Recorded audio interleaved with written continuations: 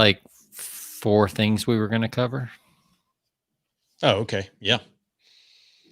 It's going to be mostly you. I've got like one thing that I'll throw out there. Yeah. It's on talking past the sale. Oh, there you go. Talking past the sale. It works every time. Almost. All right, here we go. 3, 2, and 1. All right, guys, welcome back to another episode of Persuasion by the Pint. I'm Jonathan Taylor, along with Sean McCool. Sean, today we're going to be doing what we have termed for a long time is our flight of persuasion. Yes. For those of you not familiar with the flight idea, it's when you go to a restaurant or a bar or a pub or whatever, and you get like 4, 5, 6, 10, 15, 20 beers. Usually it's like 5. 5, yeah. And it's smaller samples so that you can really find that one that really fits. And you can get whiskey flights. There's a place here in Austin that does moonshine flights, which is kind of cool.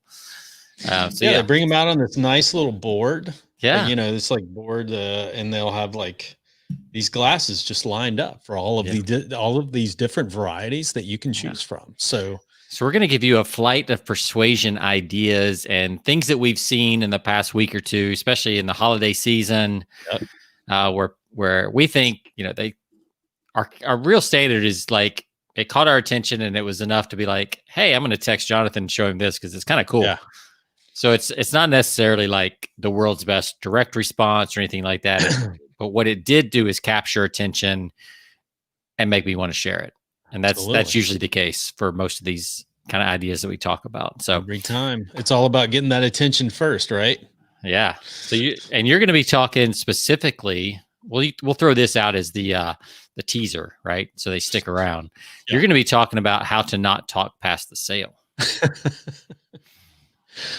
How to talk past the sale, whichever you want to phrase it. Or how to talk past the sale. Either, right. So if you want to, is it a mistake or is it, a tip? I don't know. We'll find out because I have no idea what that's about. So that's how this show works. Jonathan brings a few things. I bring a few things. That's right. And we see where the conversation goes. And since on the previous episode that we just finished, we both had, Jonathan had a 12% beer. I had an 8. So his should be kicking in pretty strong. And now he's going straight to the hard stuff, I think, right? So why don't you start? That's right. If that wasn't stout enough, then I'm going to hit it with a Woodford Reserve today, which is what's different about this though, I've had Woodford Reserve before, but I've never really gotten into the rye whiskeys or bourbons. Yeah. And I know that those are more popular. I know down in like in Kentucky, you don't see too many ryes in Kentucky, but I think it's just because of the climate for growing rye. I think that's more, further north. Some of the states up in the maybe like Virginia or some of the places, but you don't see too many rye whiskeys coming out of Kentucky. So I've kind of shied away from that. Yeah. So for those people who don't know their whiskeys and bourbons, like if it's not made with rye, what is it made with? What is the traditional? Traditional is what is the traditional? It's not rye. I was wondering if I would catch you on that or not. See, bourbon's made with it's corn, right? Yeah, corn or wheat. I don't know, one of the two. Which corn is just wheat on steroids, right? It's just been bred over the years to turn into corn. Let's see. Knowledge. Let's pull this. Somebody out there is just yelling at the pot. Grain. Grain. Yeah. So wheat. Yeah, it's wheat grain. Okay. I was thinking. Well, I mean, different types of grain, but yeah. Yep. Wheat grain. So, which technically corn is a grain. It's just a very large kerneled grain, but. No. Here it goes. Bourbon whiskey is a type of American whiskey, barrel-aged distilled spirit made primarily from corn. So I was right. Yeah. But like I said, up north, I guess where it's harder to grow corn, they like to use rye. So yeah, I'm trying. So We have a Facebook user who just all they put in the comments was a laughing, crying face. Like, I'm gonna find out who this laughing person is. Yeah. This Joker. Could be my wife. Very likely could be my wife. Okay. So I've shared with you what I'm having. I'm switching from a little high gravity beer over to a little higher Woodford gravity. Reserve. That's right. Higher gravity. So what's the ABV on Woodford Reserve? I can tell you it is 45% alcohol. It's a 90 proof. So it's 45% alcohol, which means ABV would be 45% because it's 90 proof. Yeah, that's right. All right. So normally I drink this. My wife laughs at me. She likes bourbon, but she likes it neat. Mm-hmm. She laughs at me all the time because I tend to like it on the rocks. I don't know why that's. I mean, she literally yanks my man card every time I put an ice cube in there. I mean, I gotta say I agree with her.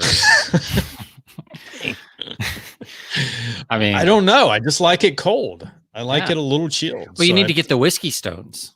You know, I know. I've tried the whiskey stones. I can't get them. But there are a lot of people though that they say that like just a splash of water or just a little bit of the melt from the ice does the water releases some things. So we'll go with that angle.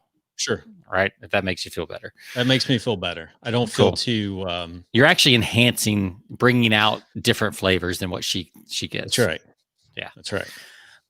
All right. So I've got from the Martin House Brewing Company in Fort Worth, Texas. This is one of those Christmas blends that was on the shelf at the old HEB. Mm-hmm. I've got the Crunch Enhancer. Like it almost sounds like a WWE title, like villain or something, right? The Crunch Enhancer, or is it maybe it's a WWE move? I don't know. But it's an amaretto stout with pecans, and lactose. Now I want to say lactose. I don't know why you have to say lactose on the can. Like that does not seem like a selling point to me. No, lactose is not something you want. To me, it's not a very attractive marketing term. Yeah, I'm not sure why that's on there. But anyway, it's kind of cool. It's almost got like the Christmas vacation station wagon and tree on it. Yeah. I don't think it's the family truckster, but it's kind of got that reminder. Is that the National Lampoon's Christmas? Is that? Yeah, that's what I'm saying. The family truckster. I think that, but it's maroon. I don't think that's the right color. Okay. Probably trademarked or something, so they can't use the exact color. But yeah, this is an amaretto. So here's some of I went on to find out a little bit more about it, and I found a site that it's got some reviews on it. One review is it's a little sweet. The amaretto comes through strong. Mm-hmm. Another one says really good. Wish I bought more. But then this review, holy, holy, holy Lord God of hosts, this is amazing.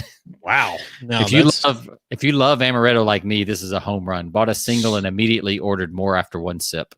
So, so that how much amaretto does that? We're about to find out. Because we actually like to have some amaretto sours every now and then. Yeah, a little amaretto and Coke is one of my wife's favorite drinks. Tastes like Dr. Pepper. It's amazing. Oh yeah. But this is 8% alcohol by volume. I have no idea on the IBUs. If it's super sweet, probably not many. But anyway, super dark. Let's see. There we go. So let's there you go. Oh my goodness. Like before I even drink it, like it smells like one of the cherry cordials you get at Christmas time. Oh wow. Like it's super. You can really smell the amaretto. Excuse me. Bless you. COVID sneeze there. All right, everybody listening has to quarantine for 14 days. So super sweet on the smell. All right, I'm curious. It's interesting. It's kind of flat, like as far as the texture of the beer. There's not much carbonation to it, and I noticed it didn't have much of a head when I poured it. Right. It definitely has that amaretto liqueur kind of taste. Not like straight; that'd be way too sweet. Mm-hmm. But I do notice like some of the beer carbonation is gone. Yeah, you can see it, and I mean it's and yeah, it's pretty sweet, but it is a clear like amaretto taste. Like this, if you're looking for somebody that doesn't like beer but likes amaretto, they could probably drink this all day long because it definitely doesn't have much of a beer taste. It's almost like an amaretto, like a mixed drink. Yeah. So this is the Crunch Enhancer. Oh, I'm not sure why it's called that. Where are they based out of again? The Fort Worth. Fort Worth. Okay. Yep. So you can definitely all your beers come local. So that's well, Texas is kind of a big place. So we've got lots of. I mean, we've got all of Dallas, Fort Worth, Houston, and Austin. Yeah. Any one of those cities could support quite a few breweries and do. So yeah, it's kind of cool to go into the local HEB grocery store and just have like just racks of stuff. It's great. Yeah. You don't have to go to a liquor store. In fact, the HEB probably has more stuff than the liquor store because liquor stores are carrying liquor and not as much beer. But no, this is good. It's a little sweet for me. So I'm going to give it out of 5 pints. I'm going to give it a 3.5. 3.5. Like this is one that I would just have to kind of hang out and just slowly sip. It's almost like a nightcap type beverage, that taste. Okay. So, but you can taste the amaretto. It's for sure. Yeah. It's very amaretto tasting. I don't taste the pecans at all. At all. All I taste is amaretto. So a nice combination. Yeah. Definitely holiday pecans, amaretto. Yeah. The Christmas tree on the and it's got to be Christmas Vacation because the root ball is still on the Christmas tree. So it's got to be an ode to Christmas Vacation. Yeah. Little Chevy Chase. That's a holiday tradition. Yes, absolutely. How's the rye treating you? You know, the rye, I got to hold this up because I can't hold my glass up. There you go. But the rye version, quite honestly, I can't tell a lot of difference between the two. So just as good as the non-rye version. So I don't know, I guess my palate's not as sophisticated to be able to tell the difference between the two. Yeah. Maybe if you had them side by side, you could tell the difference. Maybe, but I'm not so sure.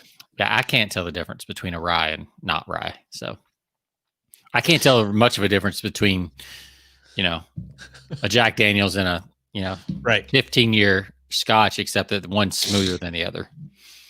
Oh, these are very similar. We may have to start another show that we just do whiskey so we can get better at it. We may have to. Whiskey. Let's see. We got to come up with a cool name. Whiskey with words. Whiskey with words. Instead of words with friends, it'll be words with whiskey. No telling where that goes. No doubt. Where would that go to? Where would that devolve to? More like pretty quickly too. So, all right. Well, let's jump into our flight of persuasion. All right. So, my wife has started, the whole Christmas season, and we're right at being empty nesters. Like our daughter's here sometimes, but most like she lives here, but barely. Yep. Because she's 20, so like we're pretty much empty nesters at this point. So sure. Christmas is evolving to where it's like if we see something we want, we just get it, and like, So anyway, that sounds about right. Yeah. So she's been looking at these things called Big Blanket. I think it's actually Big Blanket Company. And these blankets. Now, Jonathan, you and I are about the same size, right? And you get a little throw blanket from like Steinmart or TJ Maxx or wherever, and they tend to be about 5 feet by 5 feet. Yeah. Right. So even if you turn it diagonal, you can't quite cover your feet and your shoulders. Like if you're watching TV or watching the game, it's a little chilly. It's just enough blanket to be annoying. Yep. Right. So this company has come out with this idea called the Big Blanket. This blanket is 10 foot by 10 foot. Oh, that's perfect. Like it's huge. You can cover the entire couch and the ottoman and probably the chair next to you as well, all under one blanket. So it's really cool. She's been waiting for the right color because they've been out of stock. Because obviously this is a big problem that that people have because they've been selling out like crazy. But what I wanted to share, and I'm going to share my screen for those watching, okay, was the marketing that came along with it, right? Because we're all about kind of that, and that the idea was great, but getting, the experience of getting the item, a lot of people I think miss out on this. And we've talked about other companies that do a good job of this. Road ID does a really good job, sending a postcard and the handwritten postcards and that kind of stuff. So let me share my screen. Okay. Let's see this one. Cool. All right. So this box is. Ooh, I like the warning. Yeah. Right. So the box is obviously big enough to hold a 10 foot by 10 foot blanket. So it's a pretty big box. I mean, the box is probably 2 feet by 1.5 feet by 10 or 12 inches thick. But when and on the outside it's got the company name, but on the inside when you open it up, what you see is on the top flap. It opens kind of like a pizza box for those who aren't on video, and on the top flap it says "Get excited," and then on the back of the inside, there's a warning label, and the warning label says, "Warning, you can get lost in this blanket." And by the way, I will tell you that is absolutely true. Like you start moving this thing around, and next thing you know, it's like, I think the dog almost got lost in it the other night, like literally, because he was playing around between the ottoman and the couch, and the blanket was covering all that. And he kind of got lost in there with his toy. And then they send you this. Give us real quick. Give us the dimensions on that one more time. You said it's 10 foot by 10 foot. 10 foot. So and just to give our audience, you're what? You're about 6'2", right? I'm 6'1". Yeah. 6'1". Okay. So, plenty of room there, at 10 foot. Yeah. So if I'm sitting on the couch, I can take it up to my shoulders. Well, you figure most couches are probably 6 to 7 feet.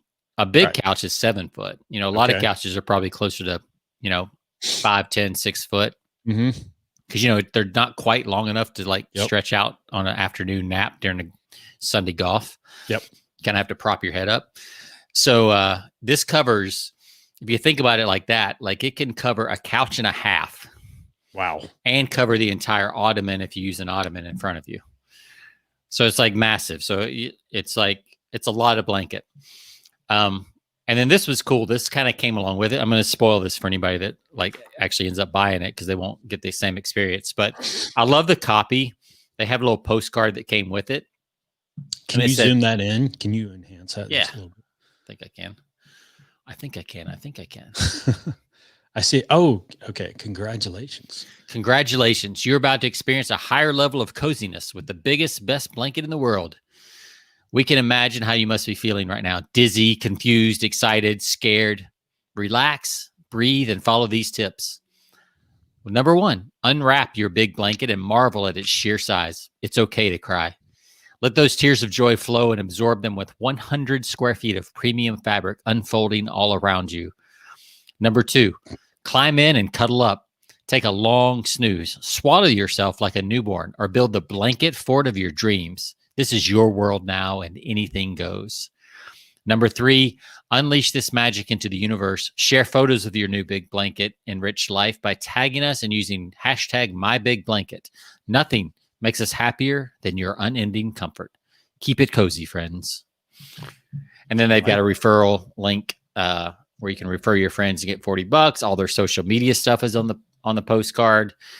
So I love the copy though. It's it's very very kind of up to date with, you see a lot of these younger brands that are coming on that are in these, what is traditionally a pretty boring space, like all these mattress brands that are coming on, sheets, blankets, silverware, all these companies are finding these quote boring niches. Yes. And just coming in and taking over. Yeah. Just by putting a little personality in them. Absolutely. Anytime you start out with you're about to experience, that's a really good way to start. Yeah. Because it kind of leads you to anticipate what that, creates that imagination, hits your imagination where you're starting to think, experience. What am I about to experience? The coziness with the best blanket in the world. So, yeah, and I love the hyperbole, right? We've talked about this. It's been a while since we talked about it, but like when you really go just Old Spice kind of made this popular in the last decade or so. Like when you go over the top, yes, people know that you're being a little cheeky and you're using hyperbole, but when they dial it back in their brain, it's still more true than if they had to figure it out themselves. Right. They split the difference, but it's in your favor. Yeah. So when they say the best blanket in the world, it probably is the biggest, best blanket in the world. And then, you must be feeling dizzy, confused, excited, scared. Like it's just fun. And I think, and automatically, like you said, hyperbole always gets you to go to the extreme where you say probably not, but maybe it's probably close, Yeah. So it's like, maybe it's not the biggest, but it's probably because you've said that you've created that perception of, but you're probably not the biggest, but you're probably close to it. So, yeah. So, I mean, that was a fun one that we got. That was an early Christmas present. And, that's cool. I love that. Yeah. And it's like 10 by 10 doesn't really do it justice. I mean, that's what it is. But until you like experience pulling that out and what it looks like, it's like the flags on the NFL football fields when they roll out the full size American flag. That's what it feels like in the living room. Cause like, I mean, you figure a lot of people's living rooms are only like, 12 by 14 or 14 foot. So it almost is like wall to wall. So it's amazing. Really cool. It's as big as most area rugs that would be under your couch, if you think of it like that, or bigger. So yeah, that was the big one I had. I'll stop sharing here. Packaging is everything. It makes it just really, because we've talked about like buying gives you the dopamine hit, and if you don't do anything after that, it's just kind of, you expect to get a blanket and you expect to like it, and there's nothing new that's going to make you really want to share it, right? Right. So when you do stuff like this and you make the packaging really good and you have some clever, some really cool copy, this goes beyond clever. It's not just clever. It's just like, it's fun. Because I tell copywriters all the time, it's like clear beats clever. If you can do both, great, which I think they've done. But really, this is more like fun copy, not just clever. Then you kind of get that. You kind of get that second dopamine hit of like, oh, I made a good decision because these people are fun, and I'm glad I made a decision and bought something from a company that is fun. Yeah, like it makes you feel smart. It checks a lot of boxes in your brain. Like, oh, I made a good decision. I like having people like this in my life. Like all kinds of stuff goes on. So I think it gives you that second opportunity to re-engage with the customer. Otherwise, it's just like, yeah, I bought that and I expected it to come and I expected it to be good, but now this is a little bit better than good. This is great. I love this. Yeah. And because of what we talked about, kind of the hyperbole, like now I like the blanket even more than I thought I was going to. Right. Because they built it up like this. So yeah, it's if you don't good. think packaging is a big deal, like I was saying on the last episode, I was watching several episodes of Shark Tank today with my son, and that's a huge lesson in packaging, because that makes all the difference when you're pitching an idea to investors. When they see that you've got it already packaged and everything is really, spot on in terms of the look, the design, that goes a long way in getting people on board in terms of people wanting to invest in your company when they see that you've already accomplished that. So the people that I noticed on the Shark Tank episodes that did the best, their stuff was spot on in terms of how they had it designed and packaged and ready to market to the public. And and it's more real, right? Instead of just like a picture on a PowerPoint slide, when you can see the 3-dimensional package, if it's a physical product, it's like, oh, okay, this is real. Like you've gone through the process of getting a prototype and getting packaging and all that kind of stuff, so it definitely makes a huge difference. Yeah. So one thing I wanted to ask you about is, we've talked about Buc-ee's before on the show. Yes. And you got a chance to go to one of the new ones, I guess, that yes. they've moved over to Georgia now. Yeah, Warner Robins. Which that's right off 75, correct? Mm-hmm. Yep. So this is that corridor that goes down to Walt Disney World, basically. Yep. Mm-hmm. Yeah. And all the Florida beaches, except, I mean, not the Panhandle, but all the other Florida beaches. Mm-hmm. Like you got to go down 75. Sure. To get there. So no other way. I mean, a good, 50% of people vacationing every year come through Atlanta, go down 75 through South Georgia, through Warner Robins to get to Florida. Yep. Like nobody's stopping in South Georgia, let's be honest. No. But now they are. Well, she got family that lives there, which is why we were down there. Yeah. So so this was the first, like you've heard me talk about Buc-ee's, and I think you visited a smaller one here in Texas, one of the older ones. Yeah. Yep. But you mentioned something about the billboards. Yeah. So we had we were down in South Georgia over the weekend, this past weekend for Thanksgiving, and, obviously visiting family.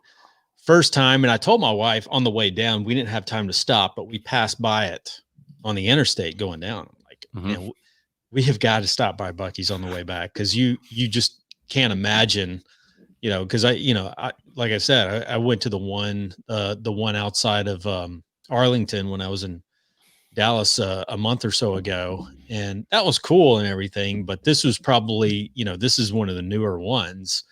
And so sure enough, on Sunday, as we were traveling back, we stopped by the one in Warner Robins.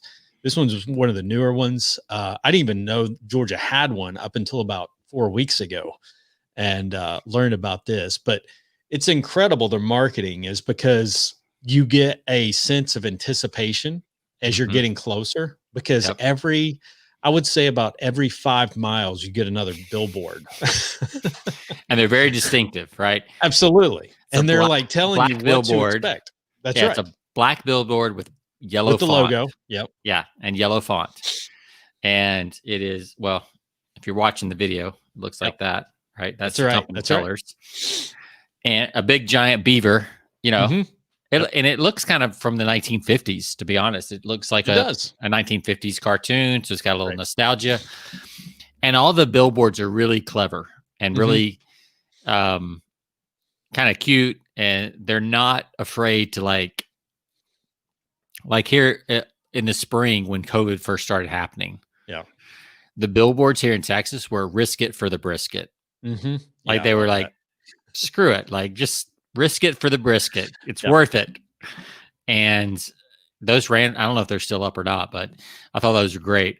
But yeah, it reminds me of like the old Rock City billboards that for literally for like 300 miles in any direction. You're seeing barns, that says See Rock City. Now they don't use like the cleverness and some of the copy. It was just See Rock City.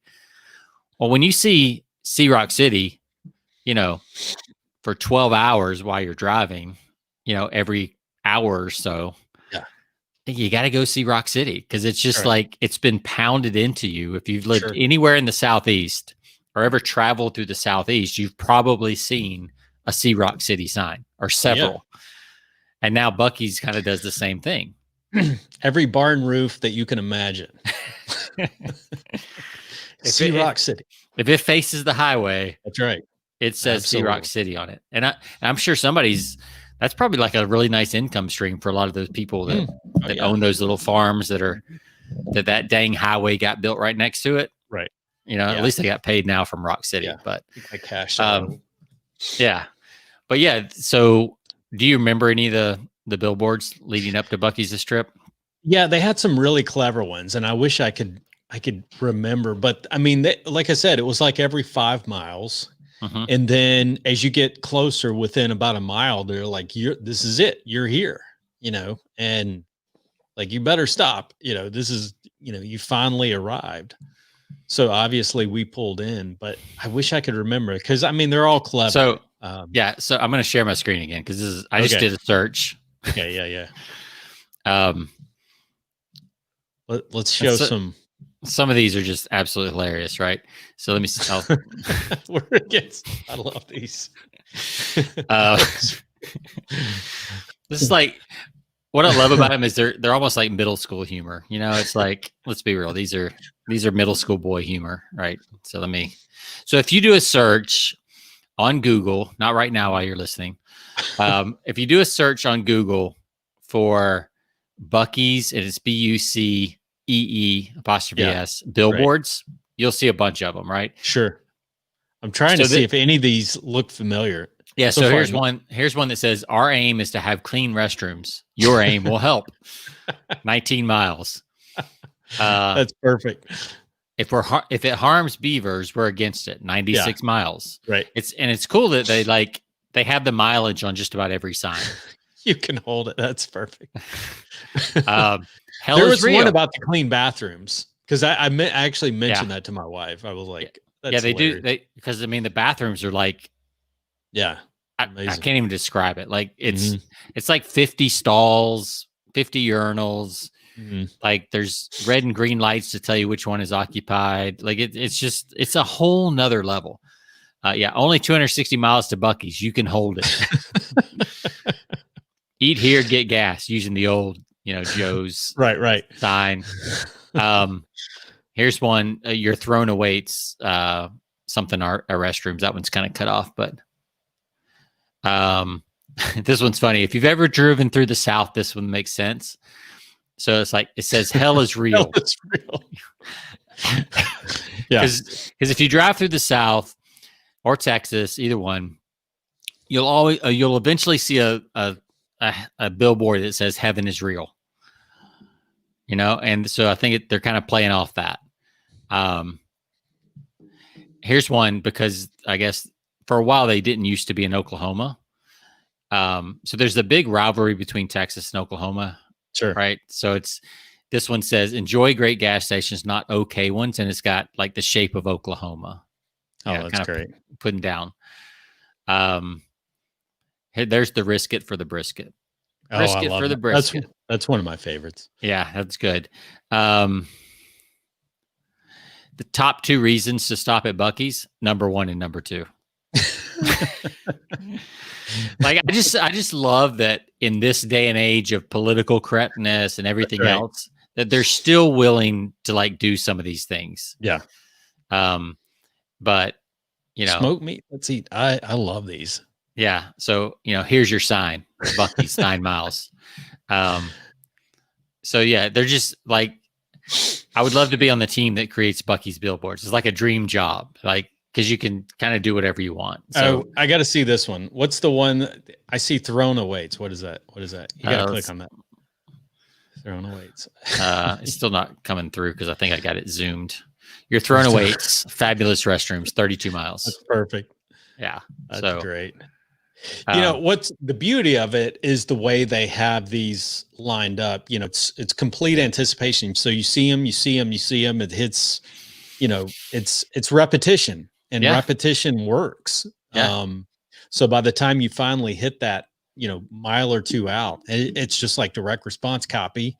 You see it long enough, or any kind of marketing, you see it enough over time, it'll hit home. Once you finally, get to that location, you're like, oh, there it is. And then this is important marketing lesson too. When you get there, and the place is as good or better than advertised, right? Kind of the same lesson we just said with the blanket. Like when it shows up and it's a better experience than what you had possibly imagined, sure, then you start talking about it. Like if we had these billboards and then you get there and it's like an old Stuckey's, it's like everything you think about, personal branding. You can take a lesson in that alone. You just walk in there and their logo, the beavers on everything.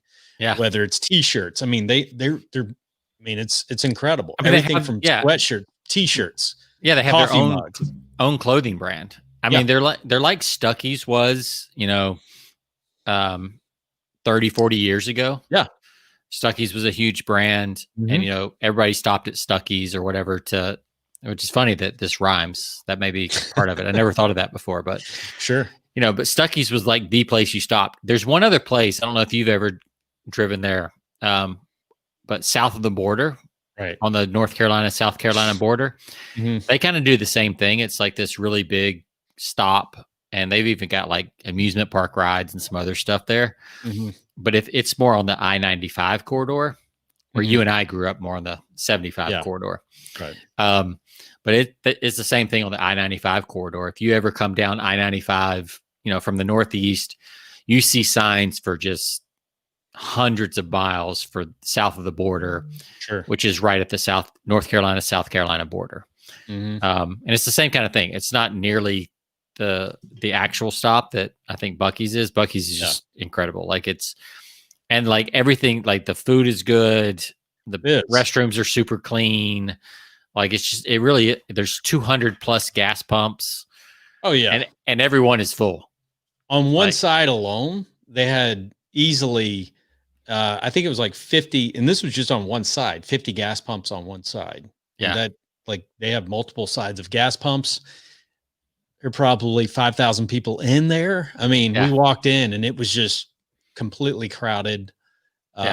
People, perfect timing too, right after Thanksgiving, people probably, buying, holiday shopping in there. So, I mean, it was packed completely. Yeah, my daughter said one time, she's like, it feels like an airport when you go in there. It really does. It just has that kind of, people are going in different directions. Like it's just kind of all over the place. It's it's like kind of like a busy Walmart or anything, but it definitely feels like a airport. It's got that hum to it from everybody talking and everything. So it's really an amazing thing. So if you're traveling to Florida down I-75, there's now a Buc-ee's there. If you're going through Texas, you can't help but see them. They're on every major highway in Texas, and it appears they keep expanding. Yep. I got my oldest son. He loves coffee. He's a coffee drinker now, so I got him a Buc-ee's. He's got his own Buc-ee's thermos. It's nice. Red. His favorite color is red with the logo on there. So. Well, I feel like now you can wear the hat I got you because you've actually been to a couple. That's right. I've been there. Yeah. So you can wear that. Yeah, wear that in. All right. So let's move on to our third idea here in the flight of persuasion. Okay. So I sent you a link to a new commercial series that's out. Oh, fabulous. Oh, fabulous. As soon as I saw it, I was like, that is so well done. Like it is. If you had done that when you were still in business, you'd still be in business, right? Yeah, so we're talking about the new Die Hard battery commercial, which was originally a Sears brand, but like Craftsman, Sears had two or three big brands that they owned, probably Kenmore, Die Hard, and then Craftsman. Right. That was kind of their big names that they made famous and still have a lot of goodwill attached to them. So Die Hard, I didn't realize Die Hard kind of just was still around. I thought it maybe died with Sears, but apparently it did not. So they launched this whole series with Bruce Willis and playing off the Die Hard movie series, and it is just super well done. So if you go on to YouTube and you just type in Die Hard battery Christmas movie or Christmas commercial, right? It's if you like the Die Hard movies, you'll love the commercial. And we've talked about this so many times. Like this is just another one of those 80s, 90s nostalgia plays. And it also plays perfectly into the controversy of, is Die Hard a Christmas movie or is it not a Christmas movie? Right. Because if you don't think Die Hard's a Christmas movie, then you shouldn't be watching our show or listening to our show. You hate Christmas and you hate Santa. So it's okay if you hate Hans Gruber, but you cannot hate the Die Hard movies or think that they're not Christmas movies. So all the memes will start coming out soon, and they're just so it's brilliant because they're tapping into that thing that already exists, right? Yeah. All month long, the Hans Gruber and Die Hard memes are going to come out. It's not Christmas till Hans Gruber falls from the whatever tower, Yakamini Tower, whatever the name of the tower is. So I love all those memes that come out, but so this is just a really cool way of just playing into that. And you didn't have to change the battery name; like it's already there. So it's not like a stretch. It's just it works perfectly for them. The name, Die Hard. Mm-hmm. Not to mention you're tapping into nostalgia, which we talked about time and time again on this show. Yeah. Nostalgia is just so powerful because, your biggest, what is the most affluent group right now is people within, what is the age range of like between 40 and, I mean, we're Gen X, and we're kind of in our prime earning years. The prime earning years for any generation tends to be 50 to 60. Sure. Right. Because you've developed some skills, you've been in your business for a while, and that should be your prime earning years, like 50 to 60. Right. And Gen Xers are kind of coming into that period. Right. So I was actually thinking the other day, told my wife this, I was like, oh my God, I'm like 100 days from 50. So December 7th, I did the math, like December 17th is 100 days from 50 for me. Wow. And I was like, wow, I got some goal planning to do for next year. So that's crazy. Yeah, it's never really hit me like that before. And like it did the other night. I was just like, oh, wow. But what's funny is I'm kind of excited. Like on Peloton, one of the things on your screen name underneath, you can put like your age, and it goes, it's like male 40s, male 30s, males 50s. And right now I'm at the top, I'm at the top end of 40s. So it's like I'm the oldest in my age group. Right. So now I get to go and be the youngest in my age group. So that's awesome. Like that's when you want to compete in age group events. Yeah. Is when you're the youngest in your age group. So I'm excited about that. That's the only thing so far I'm excited about turning 50 is being the youngest in my age group for competitions and things like that. Absolutely. All right. So 50. Wow. That I did not know that, Sean. You're pretty close. Yeah, I'm getting there. Yeah. So it does sound different than 49 for sure. Yeah. 50 though, your 50s really feels more distinguished. So yeah, I think that's the distinguished. I always think of that as the distinguished decade. Yes, so I like that. Yeah. The old double D, distinguished decade. All right, so the third thing I had on the list here, actually the fourth thing, I guess, and then let's go to yours next. So you had talked about talking past or not talking past or whatever the sale. Yeah. Talking past. I don't know where we're going with this. Yeah. This is your thing. So I may, this verbiage may be worded incorrectly, but when I say talking past the sale when I say talking past the sale, it's talking as if the sale has already been made. Right. So it's the verbiage that you use when you're dealing with clients, when you're dealing with customers, and the verbiage or the language that you use is that of which you've already made the sale. So you're already talking in past tense, or as if you're already past that transaction and talking about how, what the options are, what how you're going to move to. And you see this done all the time. It's used brilliantly, but I know that I have incorporated that so much into my business over time. And I was just thinking about it this past week when, one of the things that I do in some of the other podcasts that I do, I have a couple of other podcasts that are, industry specific that I've talked about in times past. And I do a lot of, marketing through those. Those are more or less marketing platforms, but they're also ways that I generate some sponsorship, advertising, and things like that. So, when I get inquiries, people that are inquiring about how to market or how to become a sponsor on the show, I always have something it's a kind of a one sheet, so to speak, that I send people. It's got the pricing, everything, but I always send that. And I said, well, you can't be a sponsor until we develop a relationship. And that means, be basically agreeing to be a guest on the show so we can talk and I can get to know you.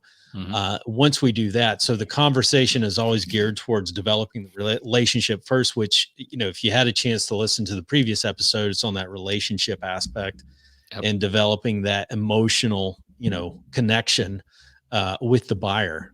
And that's what I want to do first and foremost. So I don't want this to be just a transaction. I want to get to know that person. So like, part of the requirements is becoming, being a guest on the show. I can talk to you. I can find out more about your business and introduce you to my audience. And that's a big part of it. But I know, but one of the lessons that I always like to give people is in that transaction or in that back and forth of discussion, it's always about talking as if the sale's already been made. And that's a good takeaway lesson, because I always talk in future tense, when I talk to them. Is like, when you become, so you need to, when you're not when, so there's a big difference between saying if you become a client or if you become a sponsor, if you become a customer. Try to avoid that. Always say when we agree to move forward, because that's talking past the sale. That's talking as if the sale has already been made, the agreement, the relationship's already been established, and we're moving forward. I have found that when I adjust my language and I use that kind of language, that it works. People have already moved forward to that next step. And you'll find, I think that most people will find that when they just adjust that one thing, whether it's in verbal or in sales copy or just communicating back and forth with email, adjusting your language to mean that, you've already moved forward into the next, the next stage of that relationship, or, whether that's becoming a customer or being a client. But I always use that. And I'm telling you, it works. Yeah. 95% of the time, the sale's been made when I use that kind of language and I talk past the transaction to say, you're already customer. And we're talking about like options out here. So just, I wanted to bring that up and use that as an example. I mean, some people call it assuming the sale. Yep. Right. So right. It's funny. I remember, man, it's been a long time, but I was running a sales team in Georgia, and we were having a sales meeting. This one guy who's a great guy, and he couldn't just like close the sales. Right. So we started doing some role playing in the business and things like that, in the meeting on Monday morning, and kind of went through it with him and noticed that he wasn't doing that. He wasn't assuming the sale. Right. And I started giving him some tips. I was like, okay, so you've laid out your presentation and now it's time to sign the contract. I said, you have the contract ready. You know exactly where it is in your brief, because this was in-home sales. So you know exactly where the contract is and all the paperwork you're going to need for that sale. Right. In your little bag next to your chair, right? Because you're usually at the kitchen table. So you can pull it out without even looking, because you know exactly where it is. It's positioned perfectly to grab it, right? Yeah. So you just lean over, you pull it out, you put it on the table. And sometimes we would teach people to put it on the table early, so it wasn't like a new thing coming out and people like freak out. Sure. Like it's laying there the whole time and people are wondering what it is. Either way, you kind of pull it over and you're like, okay, Bob. So how do you spell Bob? And you just start filling out the paperwork. Sure. Or, hey, Bob, or hey, Mr. Smith, how do you want the name to appear on your contract? Right. And the thing is, you're just assuming that they're going to go forward at this point. Right. And because when they answer you, they've already they pretty much made the decision. Right. And so many people wait for them to say, well, what's the next step? Or timid salespeople will be like waiting for them to ask what the next step is. And they never will a lot of times. Right. Unless they're just kind of, been around the block a few times and they know it's what they need, then they'll feel sorry for the salesperson that doesn't know to keep going and they'll ask. Sure. Maybe an old purchasing manager that you might deal with, but like for the most part, most people aren't going to ask you to do business, right? They're going to want you to ask, for a couple different reasons. So, but they will stop you if you keep going. Yeah. And then you'll know you have an objection to overcome, or they have a concern that you need to address. Absolutely. And so if I pull over the application, I say, so Mr. Smith, how do you want your name to appear on the contract? He's either going to give me his name or he's going to say, "Whoa, wait a Whoa, second there. Whoa, I got a couple questions." And I'm like, "Oh, cool. Yeah. okay, No yeah. problem." And it's no big deal. But it You gets them, it brings them to the surface immediately, right. Instead of this kind of weird, nobody's making a decision space and nobody's asking question space, right? So you have to flush it out by just assuming that we're moving forward. Absolutely. And it works whether it's email or not. So, you could do the exact same thing in email. Hey, Jonathan, excited to have you on as a new customer. How do you want your name to appear on the contract? I'll send that over this afternoon. Yeah. And they'll be like, "No, wait, whoa, wait slow. a minute. I've got a couple questions on, on terms and delivery." So you can then either address them, or you can say, "Well, why don't I send you over our standard contract, and you can just redline anything that you want to change, and we'll go back and forth until we get it right." Yeah. And they're like, "Oh, okay, yeah, cool." Absolutely. Yeah. It's usually something simple like that where they don't want to get caught, because they've got bosses to respond to and all that. But if you never push it forward by talking past the sale, as you said, it could just be in limbo forever. Absolutely. Because nobody's really wanting to make the next move. Yeah. You're just kind of, you're exactly right. You're in limbo. You're just kind of waiting. And until you make that initial, or you make that next move, nothing's going to happen. And, I had a example this week where, I signed a new sponsor for my podcast, and, I used that. Like I said earlier, I sent the agreement. They said, they had a few questions about getting started. I said, after I send, I'm going to send you an invoice to get started. What I need from you, and I always have this ready, is what I need on your part is you to send me these particular size graphics for us to put on our layout, on our website, and, on the show page, so that we can sponsor you. So I'm giving them a commitment. Or making them do something, here's what I need from you. So that's like, and he's like, "Oh yeah. Okay." So kind of puts the onus on him. He's got to, in order for him to move forward, here's what I need from you.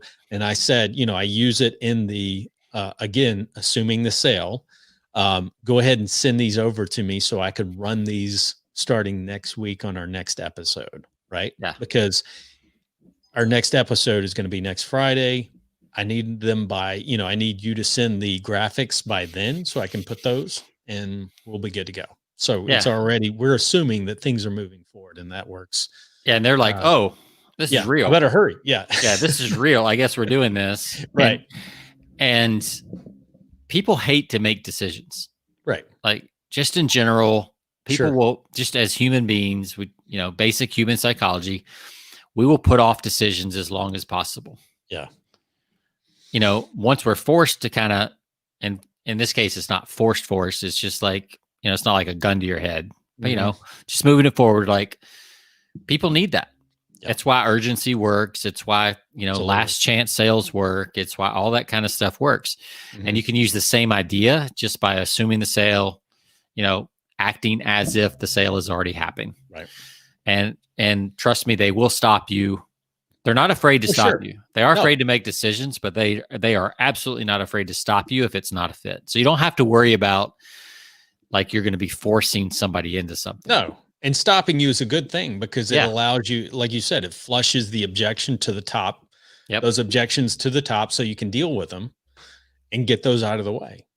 That's the easiest way to do that, is when you advance past the sale, you flush those out so you can deal with them, and once you deal with them, you move forward. And you'll get better objections at that point. Absolutely. Too. Yeah. Exactly. Like, it won't be like this smoke screen type objection. Right. It'll be like a real objection. Because there's a sense of urgency that, okay, wait, there's a deadline here. So we need to address the most pressing objections right now, because I've got a deadline that I need to get this going starting next week. Right. Yeah. So, and if it is some weird kind of nebulous objection, like, "Oh, I need to think about it a little bit more," then you did something wrong way earlier. Exactly. Yeah. Way earlier. Yeah. And it's probably going to be tough to save that one. Right. Exactly. The old think about it is it's tough to come back from that one. No. Yeah. Your best bet is to, at that point, if you get that, is to move just kind of move on. Yeah. Like, oh crap. The only one worse. You've done something wrong, beforehand. So yeah, I think the one worse than that, for my in-home selling days, and you probably still get this. Hopefully, you don't get it very often, but it's like that was a great presentation. Yep. You're like, oh crap. Yeah. Oh, that's not what I want to hear. Oh, that's awful. That's like going on a first date, and it's like, well, that was a really fun evening, right? Yeah, that's a kiss of death, right? It's there, like, right? Guess we're done. So. Well, I have one more quick one, and then we can wrap up and go on with our weekend. But I sent you another video. This one was okay. It was kind of cute and clever. It didn't like really grab me, so I think it depends on the market that it was going after. But I think it's from Match.com, and it's a video of Satan getting matched on his dating app to 2020. Right. So it's kind of funny. Yeah, it's kind of funny, and it's like, sometimes a match made in hell is okay or something like that. Right. Was like what they finished with. It was definitely funny, and it was definitely memorable. I don't know if that leaves like the best thing in your head, that Match.com, because I think it's Match.com. Yeah. I don't know if you want your product associated with both Satan and 2020. Oh man. Yeah. So I get what they were doing, and I think clever as that is, that's a risk right there. Does it really set up the right expectation? So I don't know. It was definitely funny. It was kind of clever, and it was cute. Yeah. You kind of remember who it is. Sure. We'll see how it plays out over the next, I haven't heard any like big controversy of it yet, which also kind of shows it maybe didn't hit right one way or the other, which is not good either. Right. Yeah. By the way, last thing for real this time. All right. All my Facebook memories. The Peloton scandal was this week last year. Wow. Wow. She doesn't need to work out, problem on Peloton. That's amazing. It was a year ago this week. Yeah. So it doesn't seem like it's been a full year, but I remember that because we talked about that. She got a lot of people like push back on her. She got a lot of negative publicity there for a while, but now, it's like, they did okay they were ahead of the COVID curve and workout from home curve, and it all worked out. And sure. Now they got other problems. Here's a lesson in all that. We can talk about that. You saw it in your timeline. Yeah. You saw it in the memory. But if we were asked to recount all the details of that, we wouldn't be able to, for the most part. Right. Yeah. We just talk about Peloton. Most people would never even think about it again. Right. I mean, if you said Peloton, tell me about Peloton, I would bet most people would be like, oh, it's the biking thing you do from home, like that kind of stuff. Like most people wouldn't remember the commercial, or it'd be like a pretty substantial like delay. And they're like, oh yeah, they had that commercial that everybody hated, but it's not like top of mind. It's one of those controversy that got heated up and the press blew it out of proportion for a while, but it's kind of that old idea that, all press is good press. Right. I don't know if I agree with that, but it seems the older I get, sometimes the more it seems like that's true. Well, that's my point is that, we talk about that. The thing most people think about is it was a commercial for Peloton, right? Yeah. And there was something negative about it, but we can't, if we were asked to talk about, the specifics of the controversy, we were like, I don't know. I remember the actor or the actress that was in it. She got, there was something about it. She was I remember she was on some follow-up interviews on some news networks. Yeah. But I just remember Peloton, right? Yeah. I was like, and it was so bad for them that now their supply chain can't keep up with the orders. That's how bad it was for them. That's right. So if you're going to have a problem in business, the fact that you can't keep up with orders is one of the better problems to have. Right. Like, I'm sure COVID probably has a lot to do with that. For sure.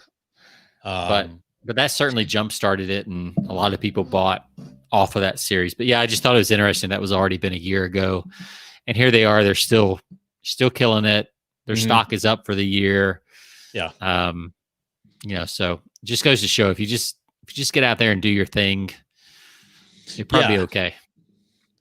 It's interesting from that, just talking about Peloton and the home health industry right now, because it's exploding because of COVID. No one's going, a lot of gyms are being shut down. And then a lot of people don't want to go to the gym right now.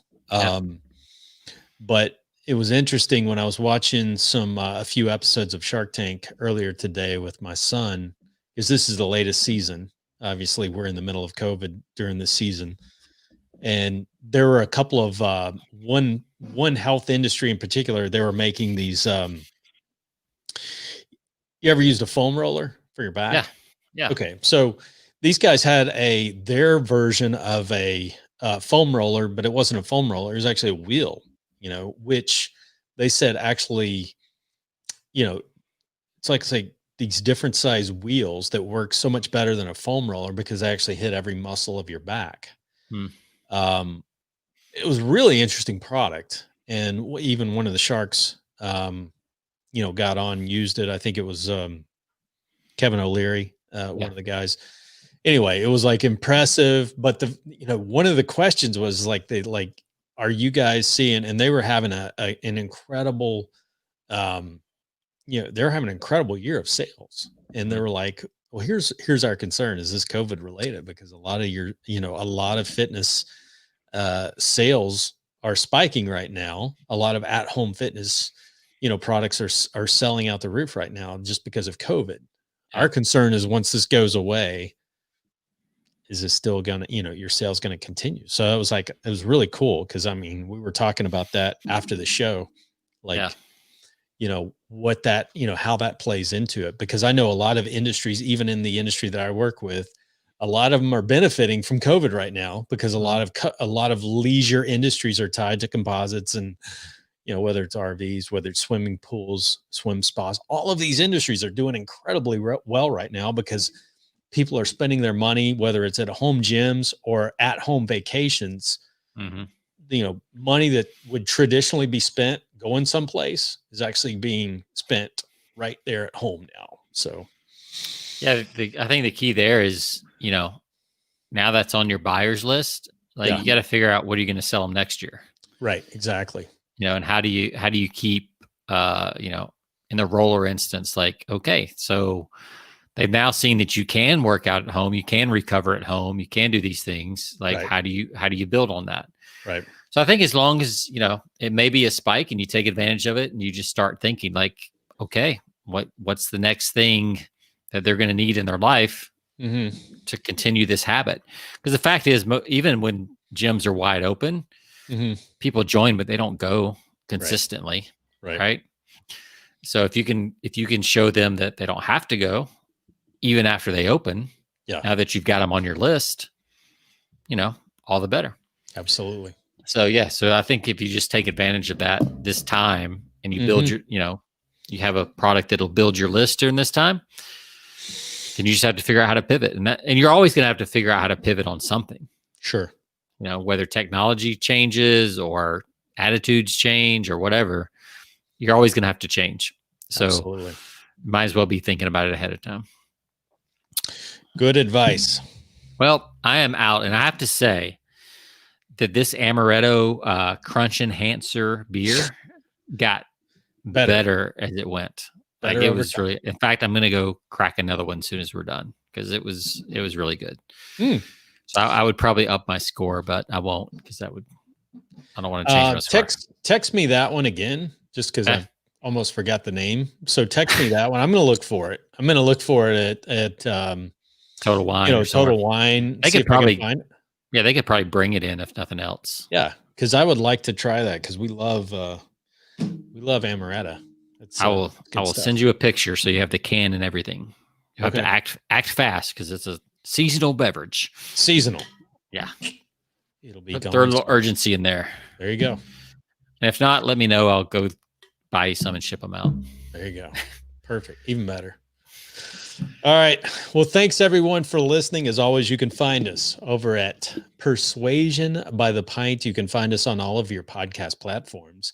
I don't care what you listen to, is Stitcher, Spotify, you name it, iHeartRadio. You can find us everywhere, just all of them. Do a quick search, Persuasion by the Pint. If you like what you hear, leave us 5 stars. And as always, you can find us. The other place you can find is on our Facebook group, facebook.com/groups/persuasion by the pint. Sean, it's been so fun as always. And I guess we'll see everyone next week. All right. See ya.